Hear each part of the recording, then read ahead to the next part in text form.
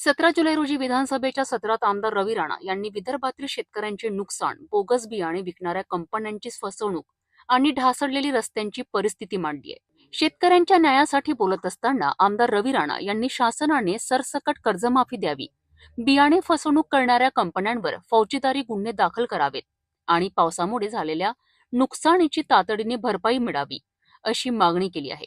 Bogus बियाणे विकणाऱ्या कंपन्यांचा पर्दाफाश करत या कंपन्यांना महाराष्ट्रातून हद्दपार करण्याची मागणीही रवी राणा यांनी केली आहे। मेळघाटातील अनेक रस्ते वाहून गेलेत, वीज पुरवठा खंडित आहे आणि ताबडतोब उपाययोजना करण्यात यावी, ही एकच मागणी शासनाकडे नागरिकांची असल्याचं आमदार रवी राणा बोललेत। तसेच कोंडेश्वर परिसरात सुरू होणाऱ्या सरकारी वैद्यकीय महाविद्यालयाकरिता जमीन आणि निधी मंजूर झाला असला तरी मेळघाट परिसरासाठी एक नवीन कॉलेज मिळावं, ही मागणी सुद्धा आमदार रवी राणा यांनी मांडली आहे। ज्या पद्धतीनं अध्यक्षमध्ये शेतकऱ्यांची नुकसान, ज्या पद्धतीनं विदर्भामध्ये संपूर्ण महाराष्ट्रामध्ये सततच्या पावसामुळं मोठ्या प्रमाणात शेतकऱ्यांचं नुकसान झालं अध्यक्षमध्ये, त्या ठिकाणी अध्यक्षमध्ये ज्या विदर्भामध्ये अमरावती जिल्हा, संपूर्ण अमरावती जिल्ह्याचे तालुके अध्यक्षमध्ये, त्या ठिकाणी चिखलदरा आहे, धारणी आहे, अचलपूर आहे, दर्यापूर आहे, अंजनगाव आहे, तिवसा आहे, भातकुली तालुका आहे अध्यक्षमध्ये, अमरावती तालुका आहे, या प्रत्येक तालुक्यामध्ये अध्यक्षमध्ये मोठ्या प्रमाणात पाऊस पडल्यामुळं त्या ठिकाणी अध्यक्षमध्ये मोठ्या प्रमाणात तूर आहे, मूग आहे, सोयाबीन आहे, कापूस आहे, संत्रा आहे, मका आहे, मोठ्या प्रमाणात अध्यक्षमध्ये त्याचं नुकसान झालं अध्यक्षमध्ये। आणि या ठिकाणी अध्यक्षमध्ये राज्यामध्ये बापना, उत्तम सीड, बिस्टर सीड, समृद्धी सीड, रवी सीड या अनेक कंपन्यांनी अध्यक्ष महोदय चुकीच्या पद्धतीचं बियाणं विकून त्या ठिकाणी अध्यक्ष महोदय शेतकऱ्यांची फसवणूक केली अध्यक्ष महोदय। ज्या ठिकाणी अध्यक्ष महोदय बाहेरच्या राज्यातल्या कंपन्या येऊन जर या महाराष्ट्रामध्ये शेतकऱ्यांची फसवणूक करत असेल, बियाणं चुकीचं या ठिकाणी विकत असेल अध्यक्ष महोदय, या पद्धतीनं अध्यक्ष खत जे आहे ते डुप्लिकेट विकत असेल अध्यक्ष महोदय, तर या शेतकऱ्यांनी निसर्ग साथ देत नाही। या ठिकाणी बियाणं फ्रॉड बियाणं विकलं जाते अध्यक्ष महोदय, फ्रॉड खते विकल्या जातात अध्यक्ष महोदय। या कंपन्यावर अध्यक्ष महोदय महाराष्ट्रामध्ये हद्दपार केलं पाहिजे, यांच्यावर फौजदारी गुन्हे दाखल केले पाहिजे अध्यक्ष महोदय। आज शेतकरी अध्यक्ष महोदय पूर्ण हल्लेला आहे। आज पेरणीपासून तर कापणीपर्यंत अध्यक्ष महोदय ज्या पद्धतीनं शेतकऱ्यांना कर्ज काढून त्या ठिकाणी आपल्या शेतामध्ये पेरणी करावं लागते, त्या शेतकऱ्यांना अध्यक्ष महोदय पेरणीपासून तर कापणीपर्यंत जो खर्च येतो त्याचा 1.5 पट अध्यक्ष महोदय हमीभाव दिला पाहिजे। आज अनेक लोक पाहतो आपण जेव्हा सरकारमध्ये असतात तेव्हा शेतकऱ्याच्या विषयावर बोलत नाही, ते महाविकास आघाडी सरकार असो त्याच्यामध्ये मंत्री बनतात, इकडे काही सरकार बनली तिथे मंत्री बनतात, जसं जनता त्यांना नाकारते तसे ते रस्त्यामध्ये उतरतात। तर मला अध्यक्षमध्ये हेच म्हणणं आहे, शेतकऱ्याच्या विषयी तरी त्यांनी नौटंकी केली नाही पाहिजे अध्यक्ष महोदय। आज शेतकऱ्यासाठी आम्ही आंदोलन केले अध्यक्ष महोदय, महाविकास आघाडी सरकार असताना जेव्हा आवाज उचलला आम्ही जेलामध्ये राहिलो अध्यक्ष महोदय 10-10 दिवस, तेव्हा शेतकऱ्याला आम्ही न्याय मिळवून दिला अध्यक्ष महोदय। पण नौटंकी करणारे अध्यक्ष महोदय, शेतकऱ्याच्या नावावर राजकीय पोळ्या शेकणारे अध्यक्ष महोदय यांना खऱ्या अर्थानं सरकारने ओळखलं पाहिजे। कारण की आज राज्याचे मुख्यमंत्री देवेंद्र फडणवीस साहेब आज महाराष्ट्राच्या कानाकोपऱ्यामध्ये प्रत्येक गावामध्ये तालुक्यामध्ये शेतकऱ्याच्या न्यायासाठी नेहमी पुढाकार घेतात। आणि आम्ही तेव्हा महाविकास आघाडी सरकारमध्ये पाहिलं की मुख्यमंत्र्याला शोधलं तर मिळत नव्हते, विदर्भामध्ये 2.5 वर्ष मुख्यमंत्री आले नाही। आज गडचिरोलीपासून देवेंद्र फडणवीसांचा दौरा सुरू होते तर प्रत्येक जिल्ह्यामध्ये ते जातात, लोकांना भेटतात, लोकांचे कामं करतात। आता जितेंद्र आव्हाड साहेब म्हणत होते की या ठिकाणी देवेंद्र फडणवीस साहेबांची स्तुती केली। मला असं वाटते विरोधातला प्रत्येक व्यक्तीसुद्धा राज्याच्या मुख्यमंत्र्यांची तारीफ करते, कारण की तो शेतकऱ्यांसाठी लढणारा, सर्वसामान्य जनतेला न्याय देणारा मुख्यमंत्री आहे। हे सगळ्या विरोधी बाकावरचे सुद्धा अनेक आमदार देवेंद्र फडणवीसांची तारीफ करते अध्यक्ष महोदय।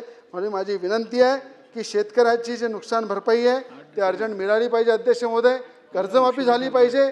आणि अध्यक्ष महोदय विश्वास आहे मला सरकारवर की या ठिकाणी शेतकऱ्याची सरसकट कर्जमाफी ही सरकार करेल, हा विश्वास आहे।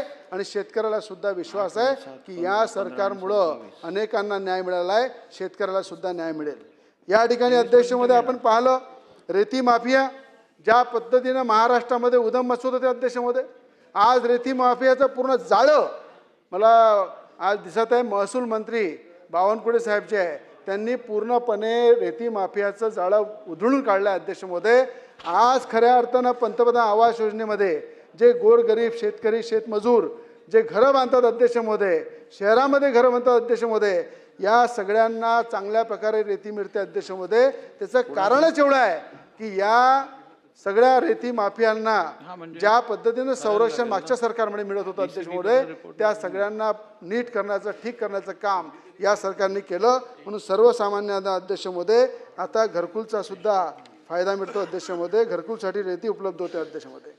मेलघाट सारख्या भागामध्ये अध्यक्षमध्ये धारणी चिखलदरा तालुका रंगुबिली काटुंगा खामदा किरणखेड कोकमार कुंडी ढाकणा या सगळ्या गावामध्ये अध्यक्षमध्ये जोडणारा महत्त्वाचा जो रस्ता आहे तो खऱ्या अर्थानं अध्यक्षमध्ये डोंगराळ भागामध्ये मेलघाट असल्यामुळं त्या ठिकाणी अध्यक्षमध्ये चिखलदरा तालुका धारणी तालुका या परिस्थितीमध्ये सततच्या पावसामुळे अध्यक्षमध्ये अनेक रस्ते वाहून गेले अध्यक्षमध्ये, अनेक पुलं वाहून गेले अध्यक्षमध्ये. त्या ठिकाणी वीज बंद पडली अध्यक्षमध्ये. त्या ठिकाणी अध्यक्षमध्ये या आदिवासी बांधवांना त्या ठिकाणी त्यांचे रस्ते दुरुस्त झाले पाहिजे. त्या ठिकाणी अध्यक्षमध्ये पुलं बांधले गेले पाहिजे आणि जी वीज खंडित झाली आहे ती वीज अध्यक्षमध्ये दुरुस्त झाली पाहिजे. हे मी शासनाला यांच्या माध्यमातून अध्यक्षमध्ये विनंती करतो.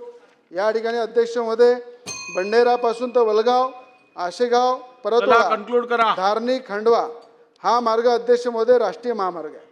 या ठिकाणी अध्यक्षमध्ये मोठी रहदारी असल्यामुळं अमरावतीपासून तर खंडव्यापर्यंत हा नॅशनल हायवे असल्यामुळं अध्यक्षमध्ये या रस्त्याचं काम अर्जंट करण्याची गरज आहे. अध्यक्षमध्ये जास्तीत जास्त वाहतूक आहे मोठ्या प्रमाणात अध्यक्षमध्ये या राज्यातून त्या राज्यामध्ये. त्यामुळे अध्यक्षमध्ये 2 मिनिटं 5 मिनिटं संपवतो.